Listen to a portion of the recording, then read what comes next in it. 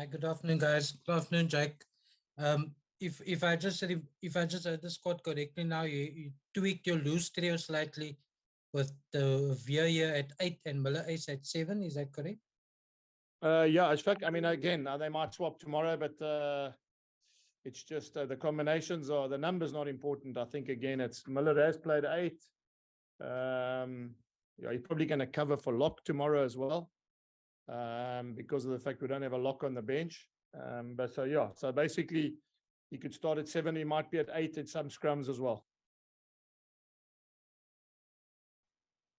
The rest of the team is basically the same from last week.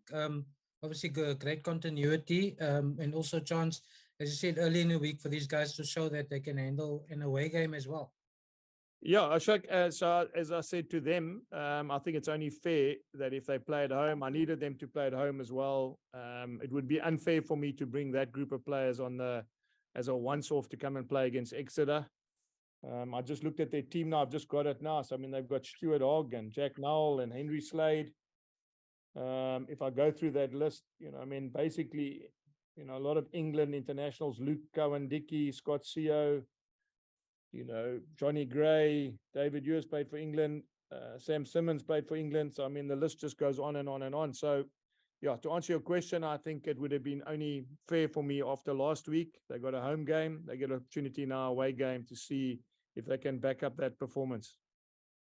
There's one more for now from me, Jake.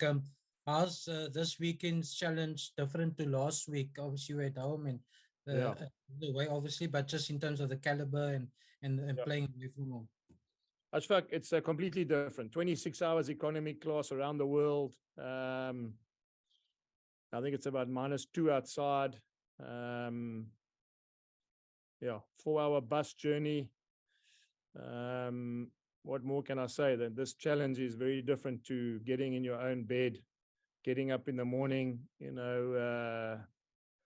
30 degrees.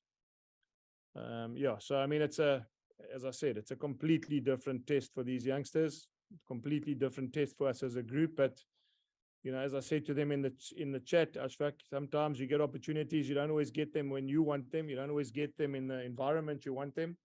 And that's what makes rugby such a fantastic game. Did really well. I don't think anyone gave us a chance last week. We got 5 points against Leon at home. Now we play against a star-studded team in Exeter. As I said to you, having traveled 26 hours, economy class, having to play in a completely different temperature, having to play in front of probably a sold-out crowd compared to what crowds have been like back home. So the challenge is completely different. But saying that, I'm fully confident that these guys understand it, and they'll give it their best. Jake, to follow on from that, I mean, you touched earlier in the week that you want them to front up and show, and you just said now again, show what they're capable of.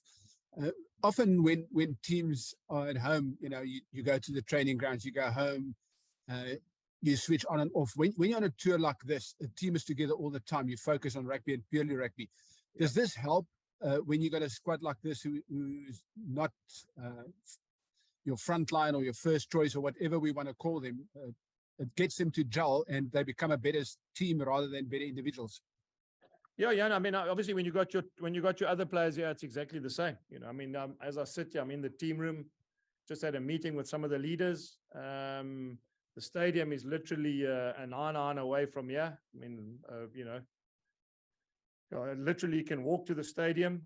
So you get the sense of you're right here. Tomorrow, this time we'll be playing, almost be playing. And I think you're right. The fact that I can call them and I say quickly, I want to chat to you about something. I mean, they're in the hotel. And sometimes that's a bonus as well. If we had been at home, then they're back with their families. You don't see them after captain's practice. So there are positives to having a team all the time, 24/7. And that can get used in your favor. So we'll spend a lot of time now, and we have this week just chatting about what the expectation is, what we think is going to happen, what we think Exeter are going to bring to us. And as you say, quite nice that you can literally send a message on a WhatsApp, and I can have a team meeting in 10 minutes time. So yeah, there are positives to having a group stay together in a hotel, all the time. And the last one from me, is it beginning to sink in, and I'm talking now probably about the broader squad, but particularly the squad that you've got there in Exeter, is it beginning to sink in how intense and how big the European Cup is as opposed to Currie Cup and URC?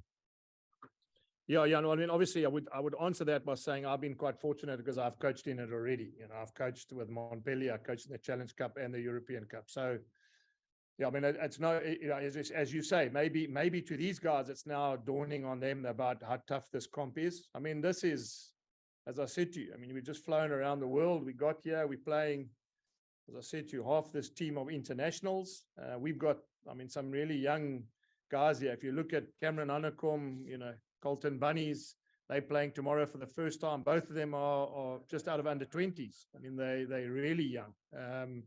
If you consider a guy like Sebastian Lobmard's 20, a guy like Ludwig is 20, Reinhard Ludwig's 20.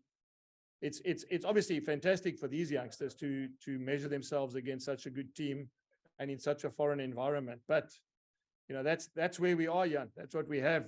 Unfortunately, a lot of the players, I sort of sound like I repeat myself, but a lot of the players between 25 and 30 years old are playing abroad. And so what we have in South Africa is we have these very young, talented players, and there's no way you can protect them. They've got to either sink or swim. And, I mean, last week, a guy like Sebastian Lombard scrumming in a European championship game is a far outcry from where he was, 6 months ago playing under 20 rugby in South Africa. So, yeah, I mean, it is. I think tomorrow, again, they'll just get another understanding of what it's like to play. Exeter won this tournament 2 years ago. They won, I think they won the double. In fact, they won the double. They won the premiership so they've got a great squad, great coaches, great environment here.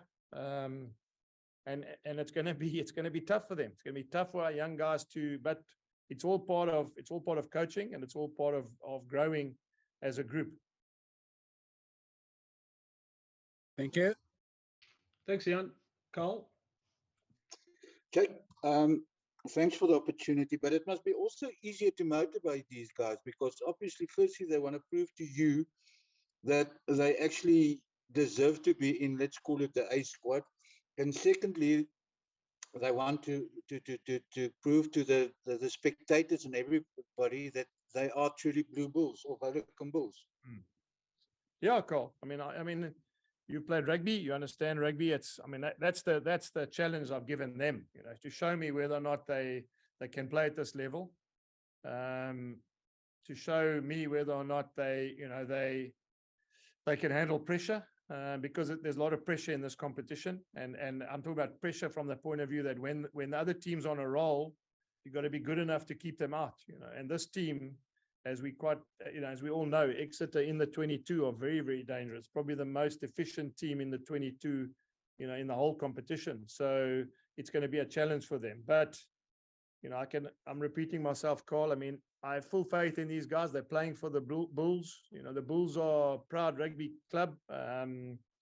There's expectation from our supporters, the expectation from the coaching staff, and that's why it's obviously they've got to do their best. And I've got no doubt that they'll give me 100%. They'll give me what they've got, and hopefully that'll be good enough to get a result.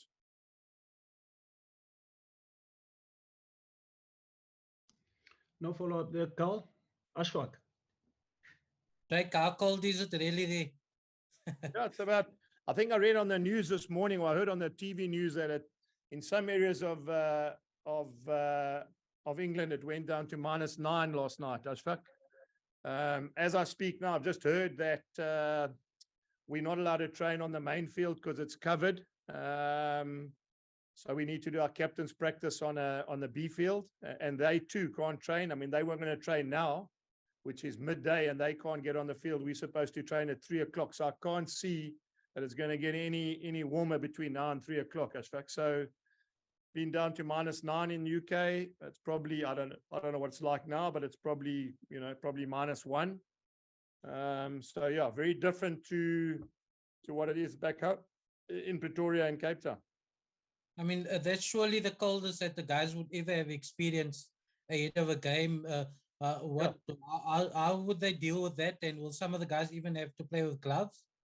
Yeah, I don't know. It's fuck. I mean, I don't think we've got gloves. But it would be the coldest. I mean, I think some of the locals even said, yeah, this is even cold. This is even cold for them. They're not used to it being this cold in Exeter. So it's going to be the same for both teams. And it is unique. I mean, I watched them yesterday running around the field, and obviously guys who grew up in Bethlehem, like Bismarck du Plessis, had shorts on and running around, and kids like Sebastian Lombard, who grew up on a farm, and some other kids, that grew up in the cold areas of Bloemfontein or the Free State.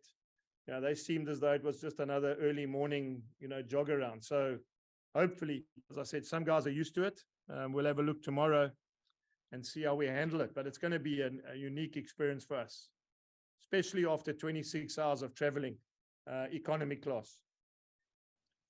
Of all of those factors definitely are there, Jake. But what kind of threat does Exeter pose, and what would you need to do to pull off another big win like last week?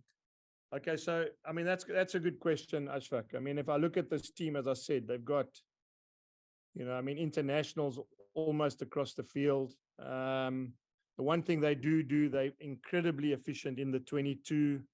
They hold on to the ball for 20 phases at times. They put your defense under huge amounts of pressure. And I think what we've got to either do is either hold on to the ball as long as we can and not give it to them, which again comes with a risk, because if you don't hold on to the ball or you don't hold on to it accurately, you can turn over and give them the ball and maybe concede penalties, which means they get easy opportunities into your 22, and they're very good at that, very good at completing the set in the 22. Or we're going to have to make sure we keep them pinned in their own half. So it's a little bit of both, I think, Ashfaq. It's either holding onto the ball or making sure when we kick cleverly. You kick to a guy like Stuart Hogg at the back. He's international fullback. He's a British Lion. You got to kick accurately as well. So, I suppose what I'm trying to say to you is just depends on how we manage the game. Either hold on to the ball for long periods of time, and then obviously kick when we need to kick, so that we don't get too fancy, because defensively they're also very strong. So it'll be a task for us, and I'm saying that's why I had a meeting with the leadership now. So Bismarck, Dylan Smith, Mornay Steyn, Stedman Gans, Wandisile Simalani, guys that are a bit older, just to find a balance, and Nazamka obviously find a balance between how we need to either hold on to the ball or pull pressure with kicking. And that's, again, not giving too many secrets away. That's how the game's going to have to work, is we're going to have to be smart in when we hold the ball and when we give it to them.